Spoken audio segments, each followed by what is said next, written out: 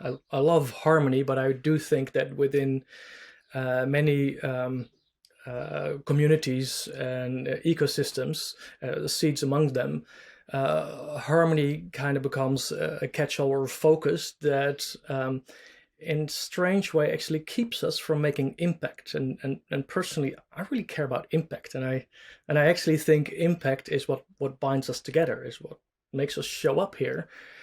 um, Yet we struggle to actually manifest the impact we desire. So I really wanted to focus on the impact we create. um, and harmony has a couple of interesting um, biases attached to it. And let me tackle that from one perspective. Let me speak to some symptoms on how that might show up. And I want to invite you and the listeners and viewers here to sense into that for a second, to see, hey, do those symptoms show up for us? And if they do, let's explore and see what that looks like. And one of those symptoms is long and endless conversations, right? I think we can all relate to that to some extent, and that's rooted in a consensus culture. And the other symptom is the expulsion or invalidation of differing opinions and perspectives. So, and it's rooted in opposition culture, and they might seem like opposites, but I think they're actually both rooted in this idea and desire for harmony.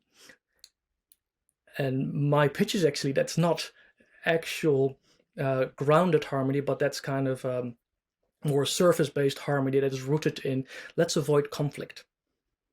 Right, and so that's really why I want to move away from the desire to establish harmony, but really a desire to establish impact. Because if we want to get really serious about impact, we have to tackle harmony as well, but more as a byproduct than as a goal.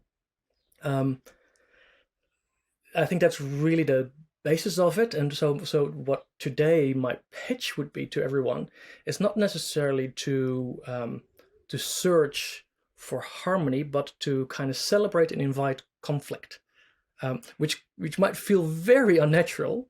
But I think in that journey, inviting and celebrating conflict, lies the learning on how to establish um, harmony and impact, all the while not falling in the trap of an opposition culture of my opinion versus your opinion, and thus really integrating those perspectives in our decentralized collaboration, nor falling in the trap of our consensus culture of having to agree because that's how we determine or that's how we define harmony.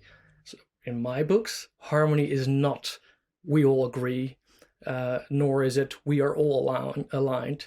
It is we have a safe enough container for all of us to show up and bring our differences without disintegrating. I think that would be a more desirable definition of harmony in my books.